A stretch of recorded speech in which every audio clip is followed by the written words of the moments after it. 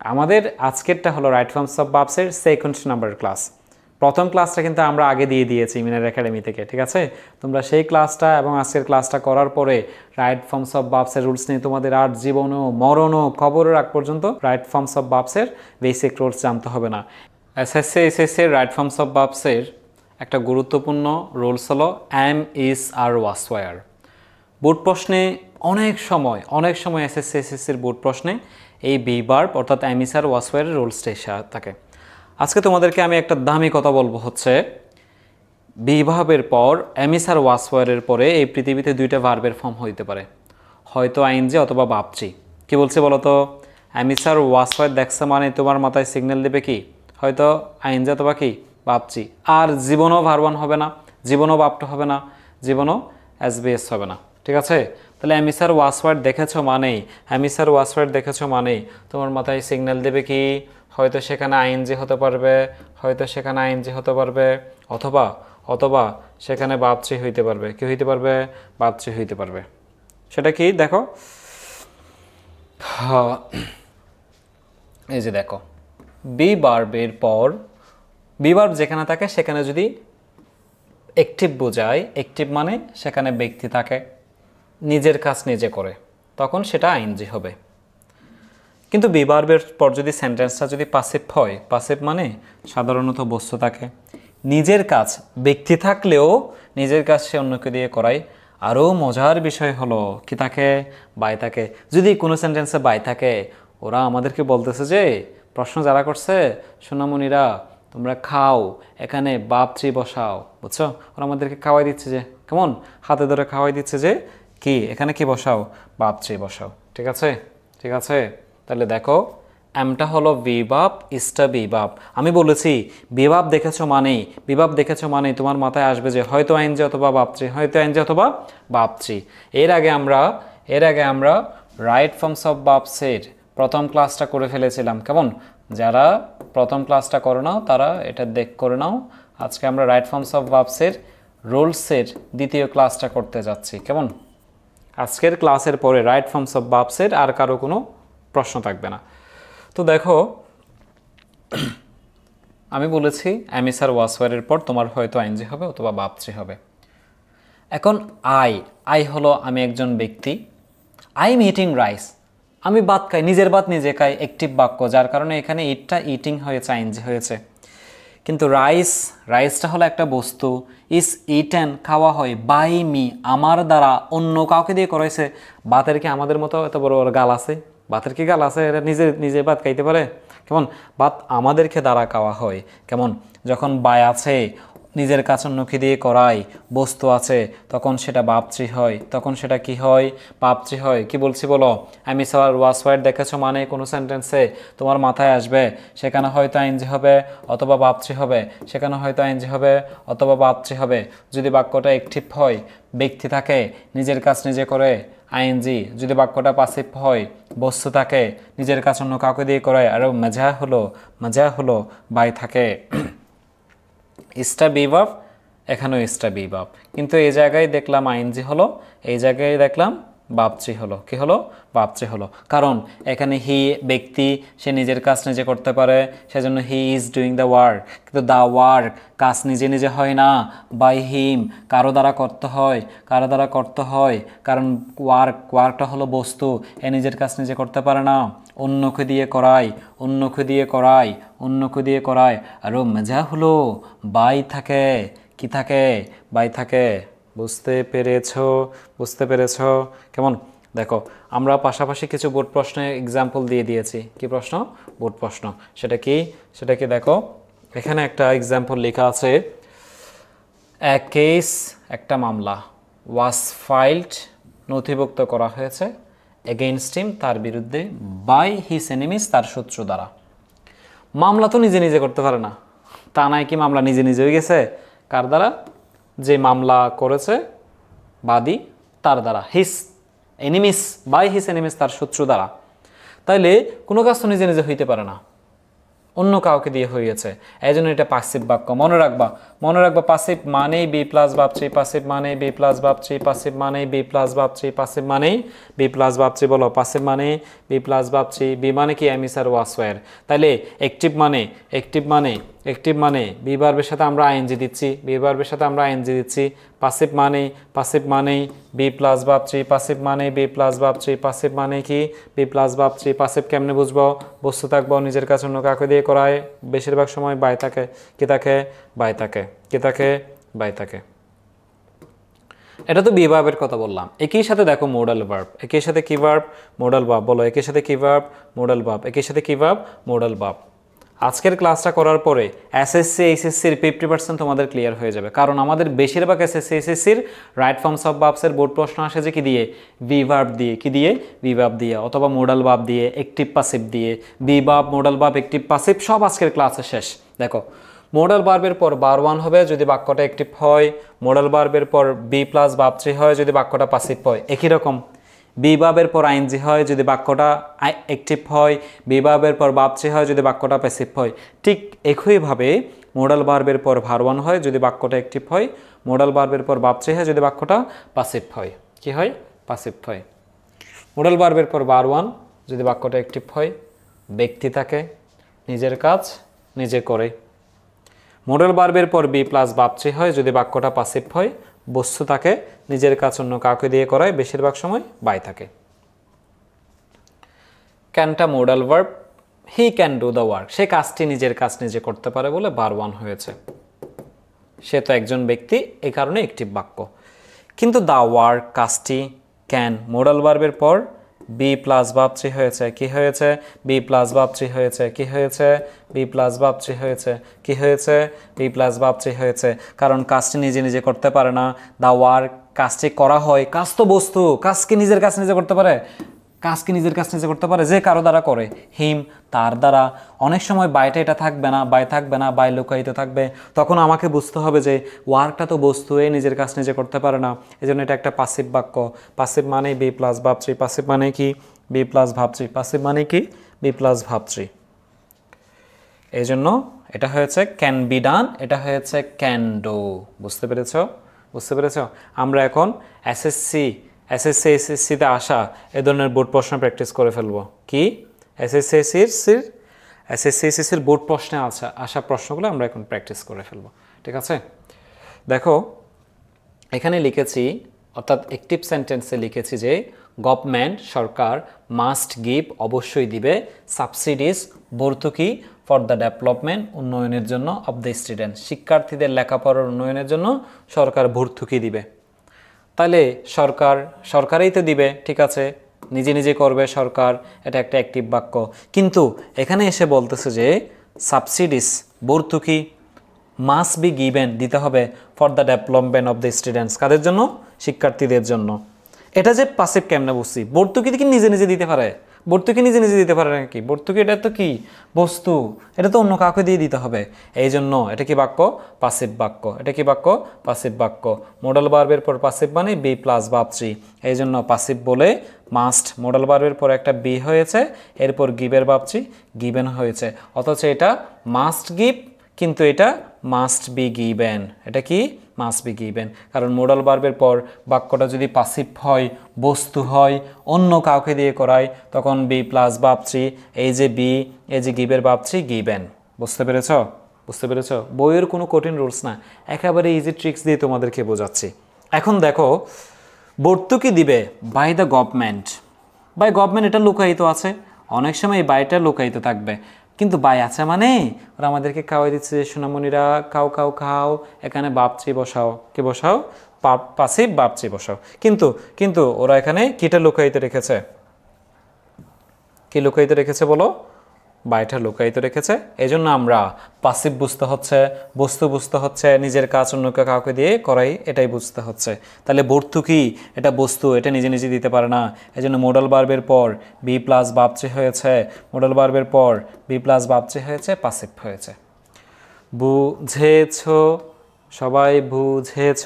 আরও প্র্যাকটিস দেখো, এগুলো সব এসএসসিতে আসা বোর্ড প্রশ্ন প্র্যাকটিস করতেছি। গভর্নমেন্ট, সরকার, শুড টেক, গ্রহণ করবে, স্টেপস পদক্ষেপ এগেইনস্ট ইট এটির বিরুদ্ধে, সরকার এটি গ্রহণ করবে। সরকার ব্যক্তি, এটা তো একটি বাক্য।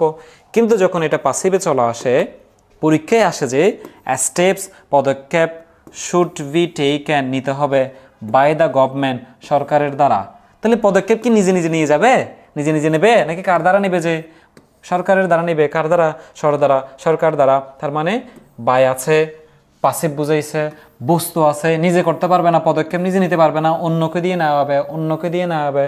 তার মানে মোডাল ভার্বের পর be plus verb three, modal ভার্বের পর বি প্লাস ভার্ব থ্রি যদি পাসিভ বোঝায়, মোডাল ভার্বের পর একটিভ বোঝালে ভার ওয়ান, মোডাল ভার্বের পর একটিভ বোঝালে ভার ওয়ান, মোডাল ভার্বের পর একটিভ বোঝালে ভার ওয়ান। তো মোডাল ভার্বের পর পাসিভ বোঝালে be plus verb three, modal ভার্বের পর পাসিভ বোঝালে বি প্লাস ভার্ব থ্রি, টেকের ভার্ব থ্রি, টেকের ভার্ব থ্রি, টেকেন। আজকের ক্লাসটাতে এসএসসি এইচএসসির এমন কোনো বোর্ড প্রশ্ন নাই, এখন যা পড়াইছি তা পরীক্ষায় আসে না, বুঝছো? এরপরে আরেকটা আসো অ্যান্টিসিডেন্ট। সেটা কি অ্যান্টিসিডেন্ট কি আবার? অ্যান্টিসিডেন্ট আবার কি দেখো, অ্যান্টিসিডেন্টকে আমরা খুব সহজ করে বুঝে যাব, দেখো সহজ করে বুঝে যাব। সেটা অ্যান্টিসিডেন্ট কি? হু ইজ দ্যাট, এরা কখনোই বাক্যের ভাব পরিবর্তন করতে পারে না। এদের ঠিক বাম পাশের শব্দটা আমাদের ভাব পরিবর্তন করে, যাকে অ্যান্টিসিডেন্ট বলে। কি বলছি বলো? কোনো বইয়ের সংজ্ঞা না, আমার নিজের মতো করে একটা তোমাদেরকে দিয়েছি। কোনো সেন্টেন্সে হু ইজ দ্যাট, এরা কখনোই আমাদের ভাব পরিবর্তনের ক্ষমতা রাখে না। হু ইজ দ্যাটের ঠিক বাম পাশের যে সাবজেক্টটা থাকবে সেটাই আমাদের ভাব চেঞ্জ করার ক্ষমতা রাখে, যেটাকে বলা হয় অ্যান্টিসিডেন্ট। কি বলা হয়? অ্যান্টিসিডেন্ট। এই যে এখন প্র্যাকটিস করলেই বুঝে যাবা। হু যদি আমাদের ভার্ব চেঞ্জ করতো, এটা যে কারণে ওয়ার্কস হয়েছে, হু যদি আমাদের ভার্ব চেঞ্জ করতো এটাও ওয়ার্কস হইতো, কিন্তু হু তো ভার্ব চেঞ্জ করার ক্ষমতা রাখে না। ঠিক হু ইজ দ্যাটের বাম পাশের শব্দটা আমাদের ভার্ব চেঞ্জ করে, যেটাকে গ্রামারের ভাষায় আমরা বলছি অ্যান্টিসিডেন্ট। অ্যান্টিসিডেন্ট। তাইলে ম্যান কয়জন? একজন। কয়জন? একজন মানে সিঙ্গুলার মানে ভার্বের সাথে এসবিএস।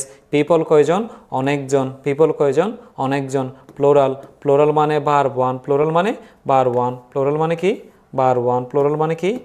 ওয়ান। তাইলে এখানে হু আছে, এখানেও হু আছে। হু যদি আমাদের ভার্ব চেঞ্জ করতো, এটা এস হইছে, এটাও এস হইতো, কিন্তু হুয়ের তো হু ইজ দ্যাট, এদের তো ভার্ব চেঞ্জ করার ক্ষমতা থাকে না। এদের ঠিক বাম পাশের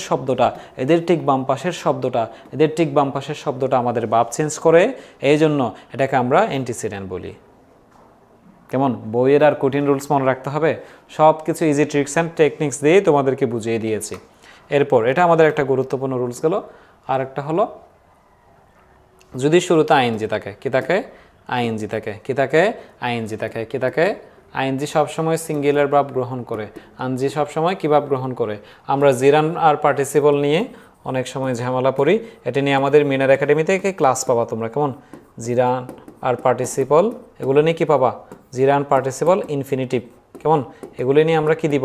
খুব অসাধারণ ক্লাস দিব, মিনার একাডেমির সাথে থাকো, তোমরা ক্লাস পাবা। এখন আমরা যেটা বোঝাচ্ছি, আইএনজি সবসময় সিঙ্গুলার ভার্ব গ্রহণ করে।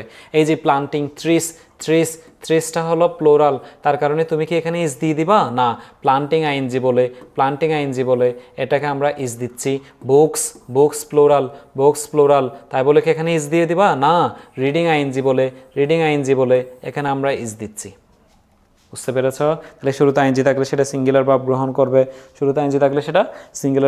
করবে, অথচ এখানে ট্রিস থাকার কারণে প্লোরাল আর হওয়ার কথা ছিল, কিন্তু না, শুরুতে আইএনজি থাকলে সেটা কি ভার্ব গ্রহণ করে? সিঙ্গুলার ভার্ব গ্রহণ করে। বলছি না? কেমন? তাহলে আমরা অ্যান্টিসিডেন্ট পড়ে ফেললাম, জিরান আইএনজি পড়ে ফেললাম, এরপর modal verb, be verb, active passive পড়ে ফেললাম।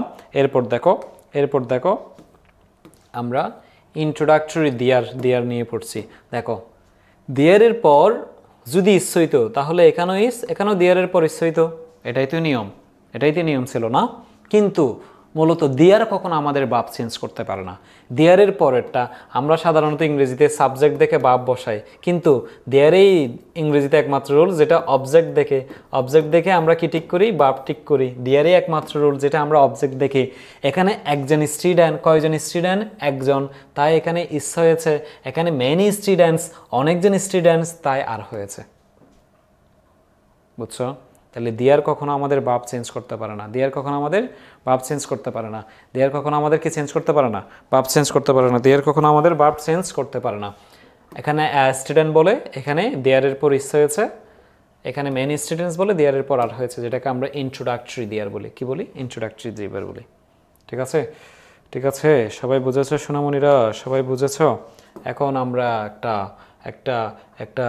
এক কোটি না, এটার দাম বলতে হবে 5 কোটি টাকার রুলস পড়বো। কয় কোটি?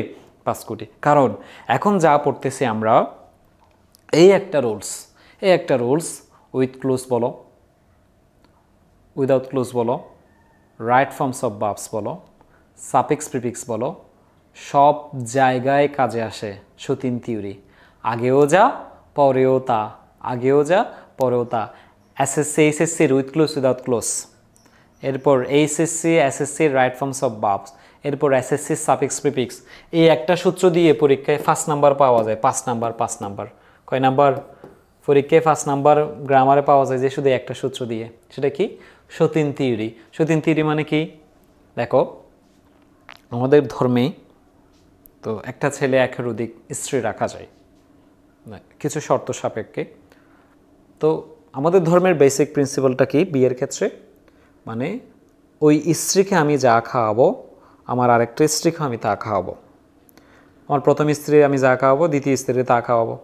কেমন? প্রথম স্ত্রীকে যা কিনে দিব, দ্বিতীয় স্ত্রীকে তা কিনে দিব। এটাই তো সতীনদের একটা নিয়ম। কেমন? একজনে দুইটা বিয়ে করছে, ওরা সতীন। সতীনে সমান মর্যাদার রাইটস রক্ষা করতে হবে। সতীন থিওরি মানে হলো মূলত তাই, আগেও যা পরেও তা।